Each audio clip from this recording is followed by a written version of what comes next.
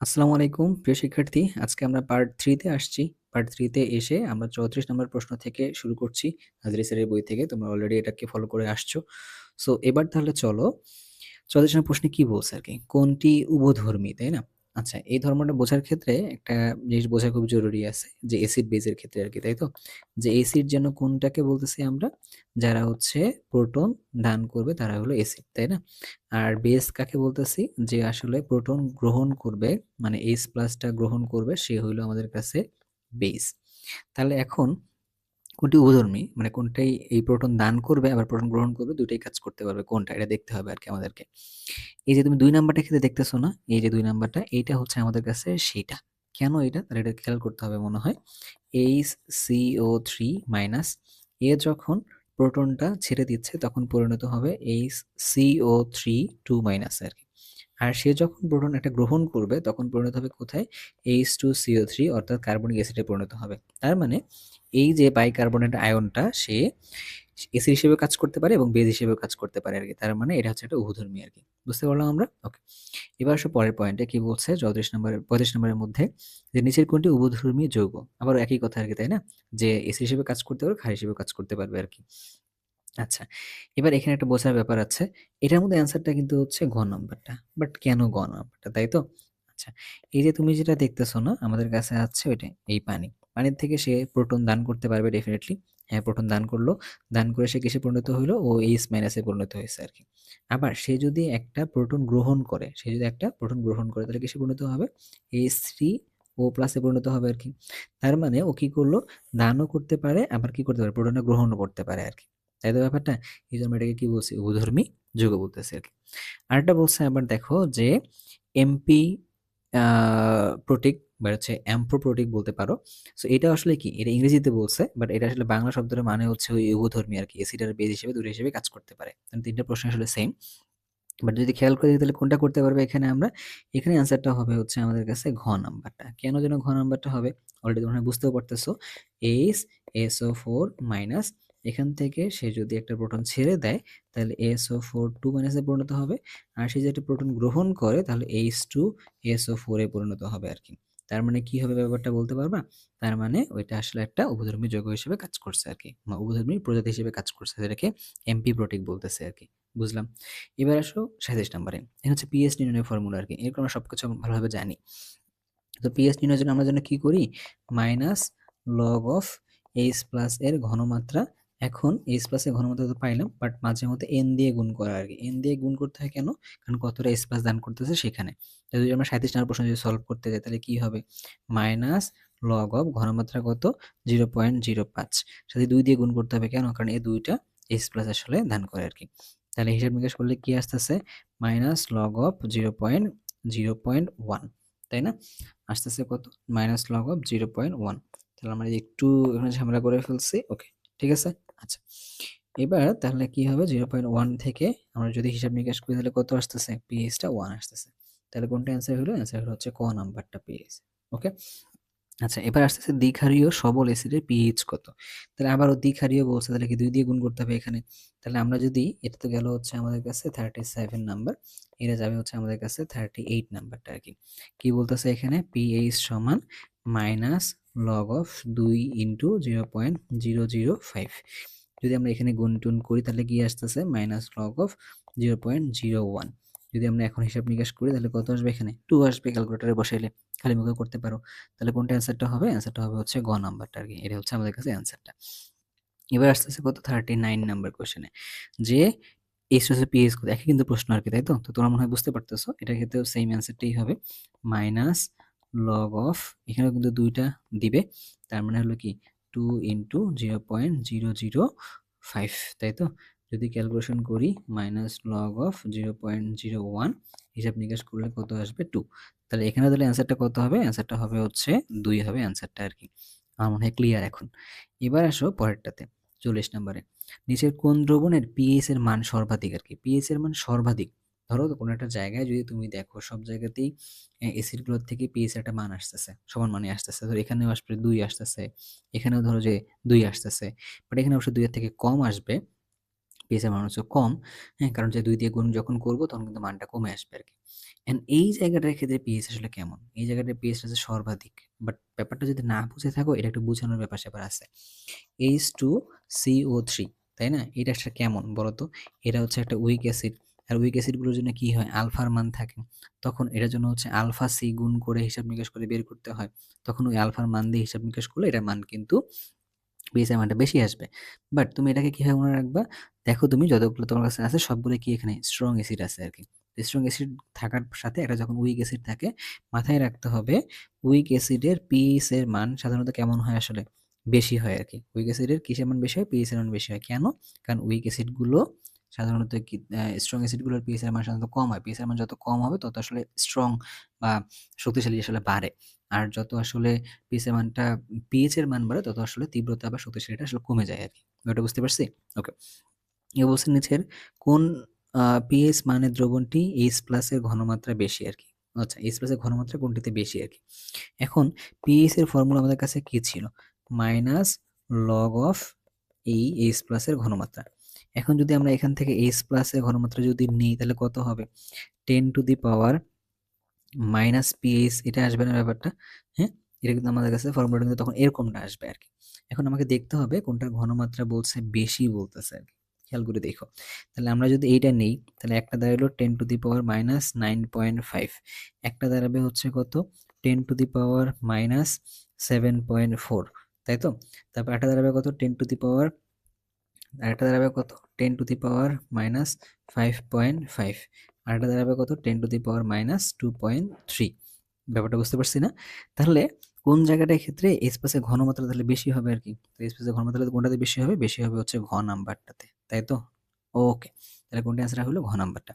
এবার বলছে বিশুদ্ধ পানিতে H+ এর মান কত? আচ্ছা, H+ এর ঘনমাত্রার মান কত? বিশুদ্ধ পানি যদি আমরা চিন্তা করি, এই পানিটাকে ভাঙলে আমরা কি পাই? H+ পাই, আর কি পাই? OH- পাই। আচ্ছা, পাইলাম। তাহলে যখন আমরা 25 ডিগ্রি সেলসিয়াস তাপমাত্রায় কাজ করব, অনলি 25 ডিগ্রি সেলসিয়াস তাপমাত্রায়, তখন এই H+ এর ঘনমাত্রা হলো 10 টু দি পাওয়ার মাইনাস 7, এবং ওইটাই আবার কার জন্য? OH- এর জন্য কিন্তু ওইটাই একই হবে আরকি। তাহলে কোনটা অ্যান্সার হবে? 10 টু দি পাওয়ার মাইনাস 7 এত মোল পার লিটার। এটা হচ্ছে আমাদের কাছে অ্যান্সারটা আরকি। গেল ব্যাপারটা। এবার আসো 43 এর মধ্যে। 25 ডিগ্রি সেলসিয়াস তাপমাত্রায় বিশুদ্ধ পানির পিএইচ কত? ওই যে বললাম যে যদি 25 ডিগ্রি সেলসিয়াস তাপমাত্রায় তার যদি 10 টু দি পাওয়ার মাইনাস 7 হয় H+ এর ঘনমাত্রা, তাহলে পিএইচ তাহলে কত হবে? 7 ই হবে আরকি। এটা যদি মুখস্থ হিসাব নিকাশ। আচ্ছা, এবার যাচ্ছি হচ্ছে কোথায়? 44 এর মধ্যে। যে CH3COOH এর K এর ভ্যালু দিয়ে দেওয়া আছে, আর 0.1 মোলার CH3COOH এর পিএইচ কত? এর কি দুর্বল অ্যাসিড? হ্যাঁ। তো দুর্বল অ্যাসিডটা তাহলে পিএইচ কেমনে বের করে? Minus log of alpha C, তাই তো? এটা একটা ফর্মুলা। অথবা কি লিখতে পারি? Minus log of root over K A into C. এটা কি নতুন ফর্মুলা নিয়ে আসছি? না, নতুন ফর্মুলা নিয়ে আসিনি। বরঞ্চ এটা কি করতেছি ভাইয়া বলতো? এখানে এই আলফা সি থেকে পরবর্তীতে এই ফর্মুলাটাকে ঘুরায় নিয়ে আসা যায়। আগের ভিডিওগুলোতে আমরা দেখছিলাম। তাহলে আমরা যদি এখন আলফার মানটা এখানে বসায় দিই, আর তারপরে যদি কি করি? সি এর মানও বসাই দিই। এটা হচ্ছে সি এর মান, এটা সি এর মান, এটা হলো আমাদের কাছে আলফার মান। সব মানগুলো বসায় দিয়ে যদি ক্যালকুলেটর চাপি তখন তাহলে অ্যান্সারটা কত আসতেছে? একটু খেয়াল করে দেখি, হ্যাঁ? তাহলে মাইনাস লগ অফ, আমরা যদি রুট ওভার দিই, রুট ওভার দিলাম, দেওয়ার পর আসবে হচ্ছে 1.85 ইন্টু 10 টু দি পাওয়ার 85 না 8 into 10 to the power minus 5 into 0.1। তাহলে আমাদের কাছে হিসাব নিকেশে আসতেছে কত? 2.87 আসতেছে অ্যান্সারটা। তাহলে কোনটা অ্যান্সার হলো? 2.87 আর কি। ওকে, 2.87। এবার 45 নম্বর কোশ্চেনের মধ্যে দুটি অম্লীয় দ্রবণের পিএইচ এর মান এত এবং এত। দ্রবণ দুটি প্রথম দ্রবণটি দ্বিতীয় অপেক্ষা কত গুণ বেশি অম্লীয় আর কি। যদি এই প্রশ্নটা হয়, প্রশ্নটা কিন্তু খুবই ভালো প্রশ্ন একটা, তখন তোমাকে কি করতে হবে জানো? তোমাকে হচ্ছে H+ এর উপর ভিত্তি করে চিন্তা করতে হবে আর কি। তাহলে এবার আসো, H+ এর ঘনমাত্রা কেমনে বের করে? এই পিএইচ এর মান দেওয়া থাকলে আগে কিন্তু ফর্মুলা দেখে আসছিলাম। ধরলাম আমরা হচ্ছে প্রথম ক্ষেত্রে, তখন কি হবে?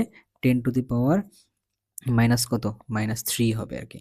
আর যদি আমরা H+ এর মানটা ২ টার জন্য ২ নাম্বারটার জন্য কাজ করি বা দ্বিতীয় ক্ষেত্রে হিসাব করি তখন কত হবে? 10 টু the মাইনাস 6 হবে আরকি। এবার আমাকে বলছে কি? যে প্রথম দ্রবণটি দ্বিতীয় অপেক্ষা কত গুণ বেশি অম্লীয় আরকি। তাহলে আমরা একটা কাজ করি, ২ টাকে ভাগ করে দিই।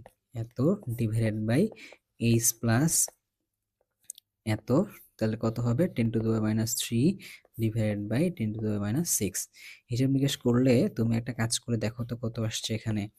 আসছে হচ্ছে এখানে কত 10⁻³ আসবে, ইন্টু কত হইলো এইচ প্লাস আর 2, তাহলে হচ্ছে কি দ্বিতীয়টার এইচ প্লাসের তুলনায় প্রথমটার এইচ প্লাস কত 10⁻³ গুণ বেশি অম্লীয় আর কি। তাহলে কোনটা অ্যান্সার হবে? অ্যান্সারটা হবে হচ্ছে গ নাম্বারটা আর কি। তাহলে এভাবে বের করতে হয়। সো এটা কিন্তু এডমিশনের জন্য ভালো একটা এমসিকিউ আর কি। সো এগুলো দিকে ভালো করে নজর রাখতে হবে, হ্যাঁ।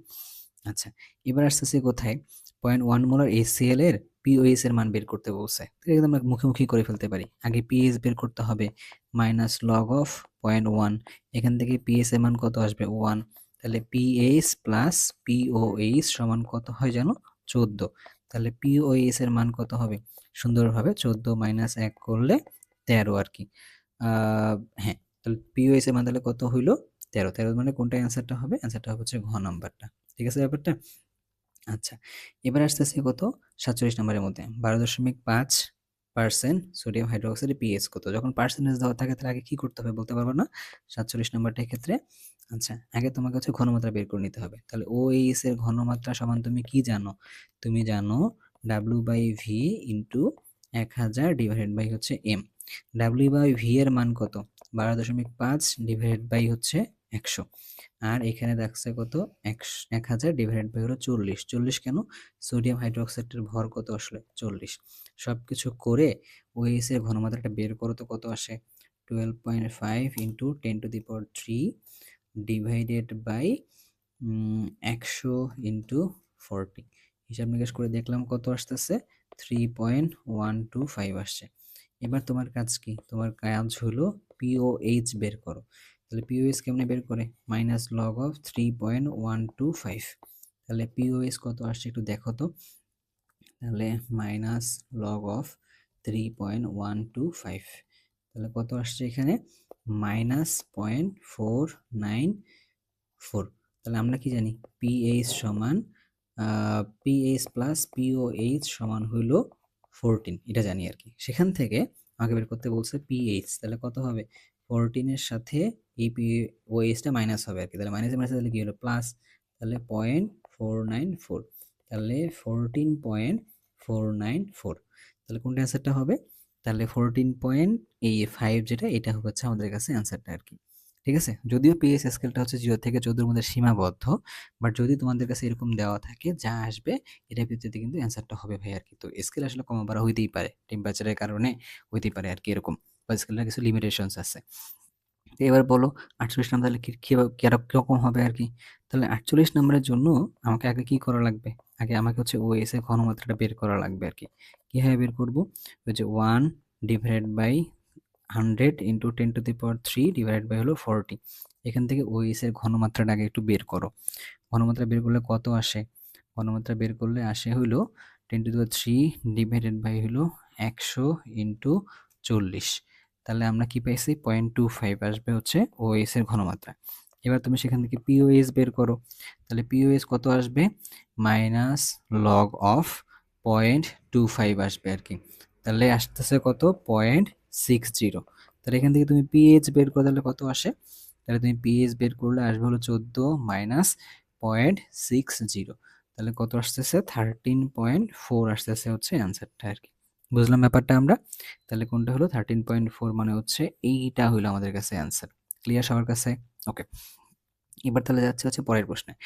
সেমিমোলার সোডিয়াম হাইড্রোক্সাইডের পিওএইচ কত? সেমিমোলার মানে কি বলতে পারবা না? 0.5 মোলারকে বলেছে সেমিমোলার, তাহলে হচ্ছে তুমি আগে পিওএইচ বের করো। পিওএইচ কেমনে বের করে? মাইনাস লগ অফ OH এর ঘনমাত্রা, OH আছে এখানে 1, তাই জন্য 1 দিয়ে গুণ করছে আর কি। তাহলে মাইনাস লগ অফ 0.5, তাহলে এটা করলে কত আসবে? তাহলে তুমি ক্যালকুলেটর চাপো মাইনাস লগ অফ 0.5, তাহলে হিসাব নিকাশ করলে আসতেছে 0.3, তাহলে 0.301, তাহলে 0.301 মানে কোনটা হবে? এই যে গ নাম্বারটা হবে অ্যান্সারটা আর কি। গেল ব্যাপারটা। এবার আসি হচ্ছে 50-তে, হাফ সেঞ্চুরিতে, যে কোনো দ্রবণের OS এর ঘনমাত্রা এত দেওয়া আছে, পিএইচ কত? তাহলে খুবই সুন্দর না ব্যাপারটা।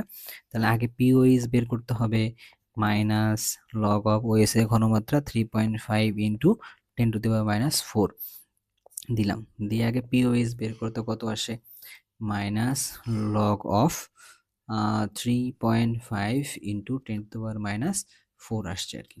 তাহলে আগে পাইছি কত 3.4545 এরকম। তারপরে কি হলো, তাহলে পিএইচ সমান কত হবে 14 মাইনাস 3.455। তাহলে এইখান থেকে যদি আমরা বিয়োগ করে দেই তাহলে কত আসে 10.54। তাহলে 10.54 অপশনে আছে।